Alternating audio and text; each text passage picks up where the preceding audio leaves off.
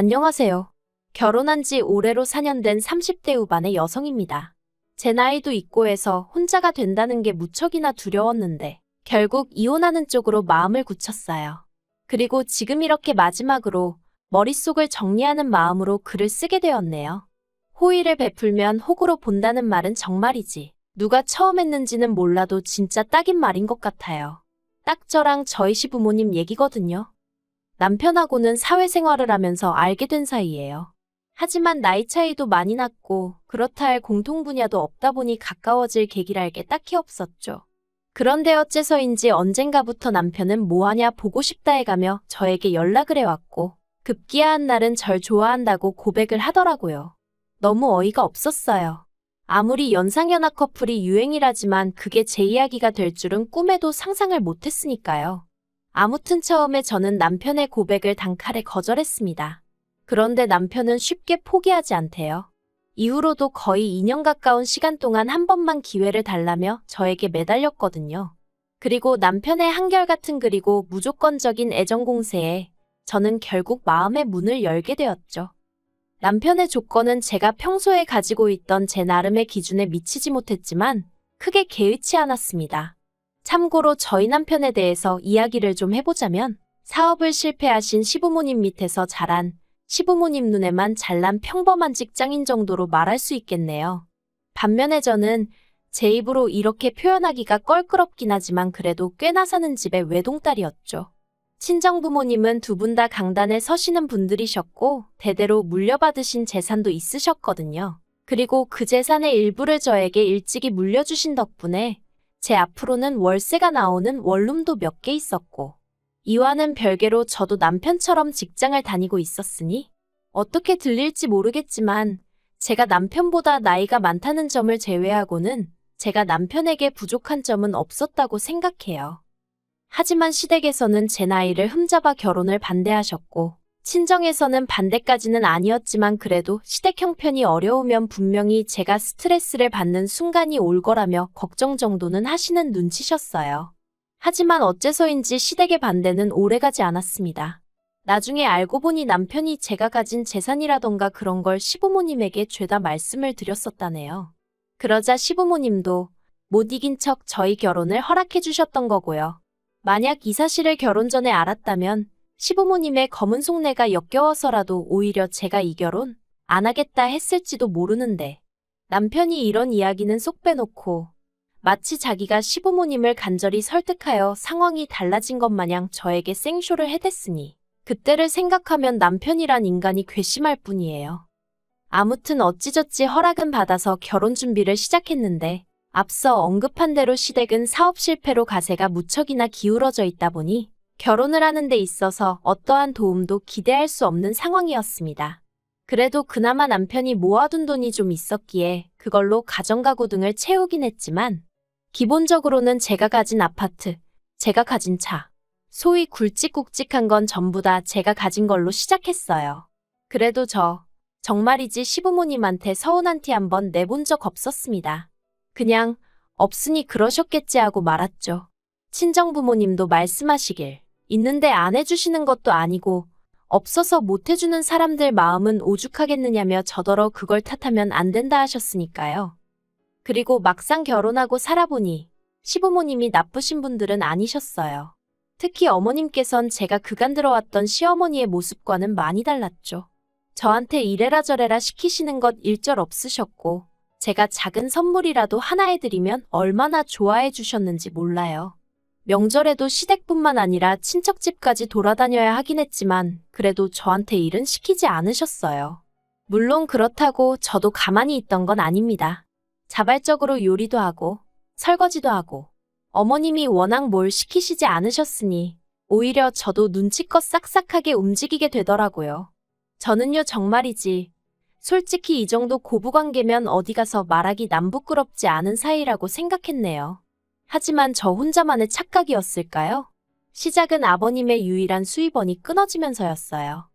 아버님은 이전에 작은 공장을 운영하시다가 보증을 잘못 써시는 바람에 순식간에 빚더미에 올라앉으셨고 이후로 개인 파산을 하신 뒤 그나마 운 좋게 지인의 사무실에서 잡무를 봐주시고 계셨어요.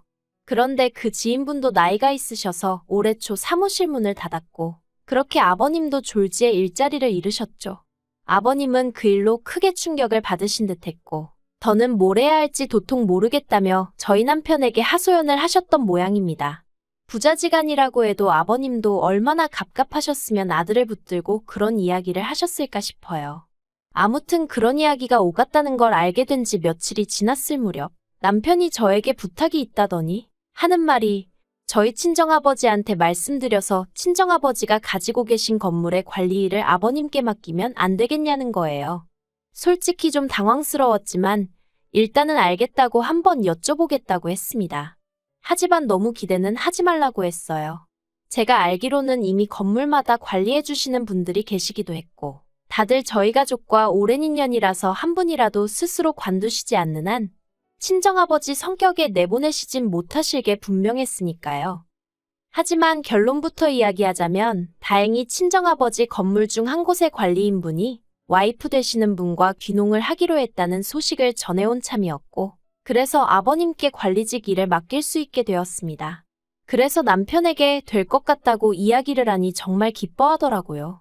아버님도 남편에게 연락을 받으신 건지 저에게 몇 번이나 전화해 고맙다 하시면서 이제 좀 숨통이 트이는 기분이라셨죠. 그런데 어머님께선 저희 세 사람과는 의견이 다르셨던 모양입니다. 저는 정말이지 어머님의 그런 모습은 처음 봤어요. 아버님께서 제 덕에 너무 기분이 좋으시다며 당신이 밥 한 끼 사시겠다고 한 번 시댁에 오라셨습니다. 사실 남편과 결혼한 이후로 아버님이든 어머님이든 시부모님한테 밥을 얻어먹어 본 건 채 5번이 되지 않았어요. 한 달에 한두 번은 꼭 보는 사이였다는 걸 감안하면 얼마나 적은 횟수인지 짐작이 가시겠지요. 아무튼 그래서 남편이랑 가벼운 발걸음으로 시댁을 찾았는데 시댁 현관의 초인종을 누르자 어머님께서 나와 문을 열어주셨거든요. 그런데 어머님 표정이 정말 찬바람이 쌩쌩 분다는 게 이런 건가 싶은 게 비교적 둔한 성격의 남편도 대번에 어머님께 무슨 일 있냐고 여쭤볼 정도였으니까요. 게다가 집 안으로 들어서니 어째서인지 아버님 또한 어머님 눈치를 보느라 바쁘신 게 분명히 무슨 일이 있구나 싶대요. 하지만 저는 어쨌든 며느리니까 며느리의 임무라고 해야 하나? 아무튼 이 분위기를 어떻게든 살려봐야지 싶어서 원래 그런 성격이 아님에도 불구하고 너스레를 떨었어요. 두 분 다 왜 이렇게 힘이 없으시냐? 좋은 날인데 우리 나가서 맛있는 거 먹자. 아버님 저 너무 배고프다 뭐 사주실 거냐?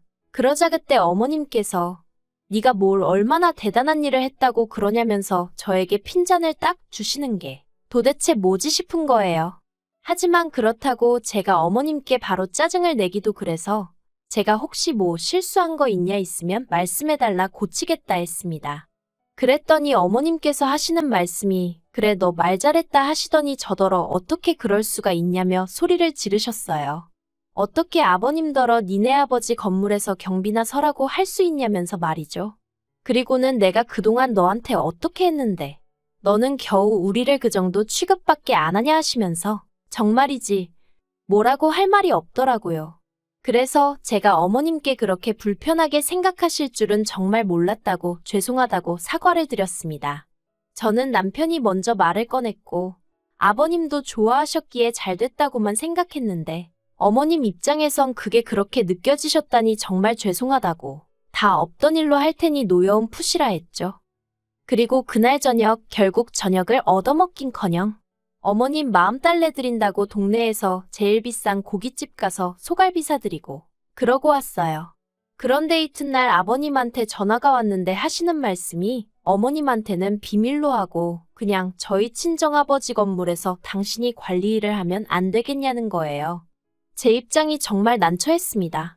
괜히 아버님 부탁을 들어드렸다가 어머님이 알게 되시면 그땐 저뿐만 아니라 저희 친정부모님까지 싫은 소리 듣게 되실 게 뻔할 뻔자였고 그렇다고 아버님 부탁을 거절하자니 앞으로 그럼 아버님과 불편해질 것 같은데 당연히 그 또한 제 입장에선 피하고 싶은 상황이었으니까요.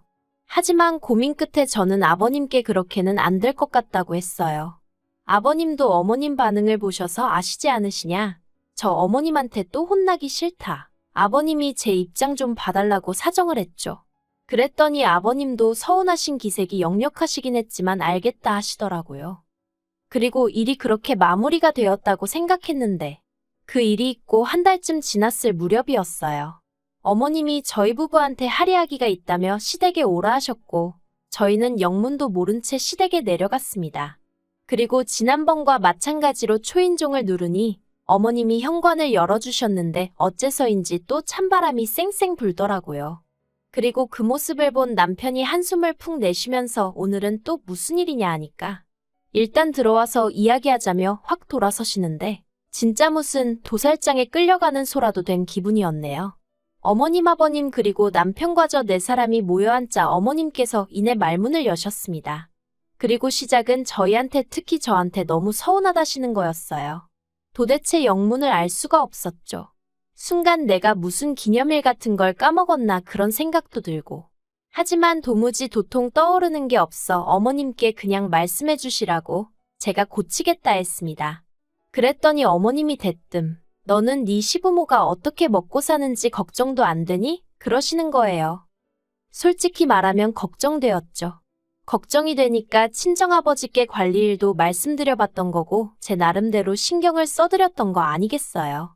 그런데 어머님이 싫다고 하셨잖아요. 그런데 이제 와서 왜 걱정을 안 하냐고 짜증을 내시니 기가 막혀서 뭐라고 말씀을 드려야 하나 싶대요. 그래서 제가 아무 말도 안 했어요. 제가 안 하면 남편이라도 뭐라고 한마디 하겠지 싶어서. 그런데 남편도 아무 말도 안 하고 있으니까 어머님이 약이 오르셨던 건지 갑자기 눈물을 보이시며 저더러 너 그러는 거 아니랍니다. 내가 말은 안 했지만 너 맨날 네 부모랑 호텔 레스토랑만 다니면서 밥 먹는 거 안다고. 그런데 너 우리하고는 생전 그런데 가본 적 있냐? 너 지난번에 네 부모하고 유럽 여행 갔다 왔지 않냐 그래놓고 우리하고는 제주도 갔다 오지 않았냐? 솔직히 소름 끼쳤어요. 겉으로는 매번 괜찮다 괜찮다 하셔놓고 속으론 하나씩 전부 다 비교하고 계셨다는 거잖아요. 게다가 말이 나왔으니 말이지만 친정부모님과 좋은 식당에 다닌 건 사실이에요. 하지만 비용을 전부 친정부모님이 내셨으니 두 분 취향에 맞춰서 움직인 것뿐입니다. 여행도 마찬가지예요. 모든 경비를 친정부모님이 부담해 주셨고 저희는 기념품하고 시부모님 선물 살 때만 돈 썼어요. 참고로 유럽 여행에서 돌아올 때 어머님 명품백 사다 드렸고요. 그런데도 어머님이 계속해서 가족여행 다녀와서 좋았냐 어쨌냐 하도 눈치를 주셔서 그래서 어머님 아버님 모시고 제주도라도 다녀오게 된 거예요. 그리고 이때 저희 시부모님 당연하다는 듯 저희 주머니만 바라보고 계셨는걸요. 그런데 그걸 그렇게 비교를 하고 계셨다니 어이가 없었습니다.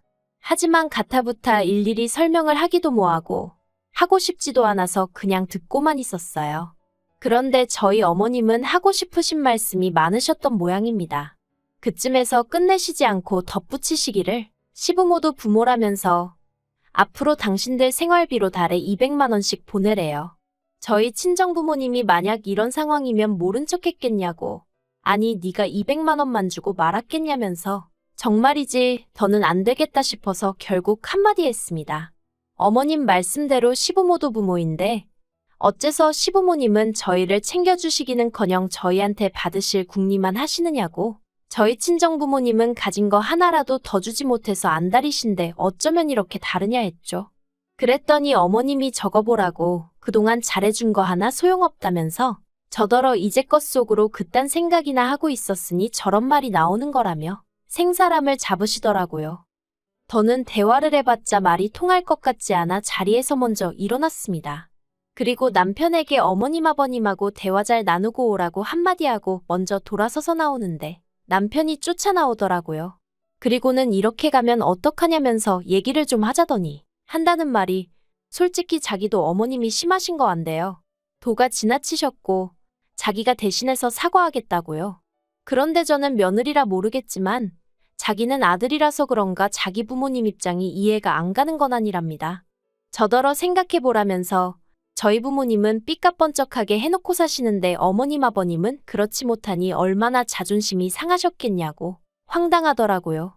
어머님 아버님이 왜 당신들 스스로를 저희 친정부모님과 비교를 하시는 건지도 모르겠고 설령 비교하시고 속상하셨다고 한들 그게 저나 저희 친정부모님의 잘못도 아닌데 왜 저에게 화를 내시는 건지도 이해가 안 됐으니까요. 그런데 남편은 계속해서 그러니까 그냥 불쌍한 사람들이다 생각하고 한 달에 200씩 들이잡니다. 원룸 3개 월세 합치면 그 정도 되지 않냐면서 그 돈은 제가 힘들게 노력해서 버는 돈도 아니니 괜찮지 않냐고. 우리는 그거 없어도 살잖아 하는데 어이가 없었죠. 그래서 싫다고 했어요. 이러나 저러나 친정부모님이 나 여유있게 마음 편히 지내라고 주신 건데 그렇게는 못 드린다 했습니다. 그리고 당장 우리 친정부모님도 아직 현역에서 일하고 계시는데 아버님 어머님은 왜 못하시냐. 두 분도 뭐든 찾아서 하시라고 해라. 두 분이 버셔도 부족하면 내가 그때 가서 생각은 해보겠다. 하지만 아무것도 안 하고 계시면서 무턱대고 나한테 생활비를 달라 하니 당신이 듣기에도 억지스럽지 않냐. 그러자 남편 얼굴색이 울그락불그락 하더니 저한테 정말 너무하대요. 자기가 이렇게까지 자존심 버리고 부탁을 하는데 그러면 좀 못 이긴 척 드릴 수 있는 거 아니냐면서 저더러 돈이라면 환장을 한 거냐고. 세상엔 돈보다 중요한 게 많다나요? 그리고는 자기가 어떻게든 어머님 아버님한테 제 이야기를 잘해주려고 했는데 미워서 그러기 싫답니다. 이참에 어머님 아버님한테 점수가 왕창 깎였을 텐데 저더러 알아서 하래요. 이제 어머님이 시집살이 시키셔도 자기는 제 편도 안 들어줄 거고 저희 친정부모님한테도 싹싹하게 안 하겠답니다. 제가 먼저 양가부모님을 차별하니까 자기도 저희 친정부모님하고 시부모님을 달리 대하겠다나요? 그래서 그러라 했어요. 그럴 거면 사위는 뭐하러 하냐? 나는 뭐하러 니네 집 며느리하고. 이참에 다 때려치자고 했죠. 그리곤 열받아서 혼자 차 끌고 집에 왔습니다. 그리고 정말 어이없게도 남편이 집에 안 들어왔어요. 회사에 출근은 했는지 어쨌는지 모르겠지만 아무튼 4일이란 시간 동안 집을 비웠죠.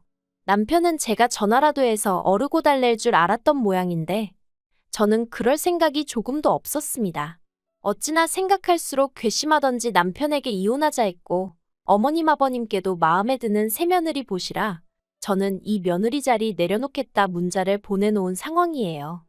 남편은 어디 한번 해보자고 답장이 왔는데 제가 부양 의무를 져버렸으니 이혼의 귀책 사유가 저한테 있다나요? 어이가 없어서 그래 정말 해볼 테면 해보자고 했습니다. 그렇게 자기 부모 안쓰러우면 지가 투잡스리잡을 뛰어서라도 생활비 대드리던가. 왜 남의 부모님 재산으로 자기 부모 뱃속을 채우려 드는지 진짜 생각할수록 심보도 그런 심보가 없다 싶네요.